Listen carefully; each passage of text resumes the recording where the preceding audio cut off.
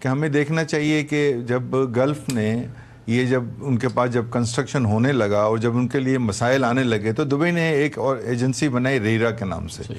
اور وہ ریرا کا کام یہی ہے کہ وہ اس طرح کے تمام ڈسپیوٹ کو لیتی ہے اور پھر اس کو بالکل کونے تک پہنچاتی ہے اور پھر جس کا جو ڈیو ہوتا ہے وہ اس کو ملتا ہے. سو مچ سو کہ اگر کوئی بلڈر نہیں لے سکتا تو اس کو وہ اس پلاٹ کو بھی ایکوائر کر لیتے. We can always have that RERA type agency جو کہ اس طرح کی کمپلینس کو لے اس کو پہنچائے. دوسری ابھی میرے بھائی نے بات کی, یہ بھی کوئی اتنی راکٹ سائنس نہیں ہے. آپ ڈیفینس میں اگر کوئی پلاٹ لیتے ہیں تو اگر آپ نے اس کو اس پیریڈ کے بعد نہیں کیا تو آپ پہ نان یوٹیلائزیشن فی لگتی ہے.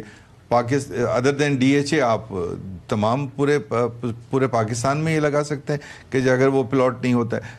میرا یہ کہنا ہے کہ کامران صاحب, دنیا میں کوئی کام ہمیں کوئی نیا کام کرنے کی ضرورت نہیں ہے. دنیا نے یہ کام ایکسپیرینس کیا ہے, ہم نے صرف اس کو اڈاپٹ کرنا ہے ایمانداری کے ساتھ, اور ہم نے جب کرنا ہے. دوسرا یہ کہ کامران صاحب آپ دیکھیں آج منتھ آن منتھ اگر آپ دیکھیں گے تو اس دفعہ آپ کے پاس 4.2 بلین ڈالرز آئے ہیں اس مہینے میں.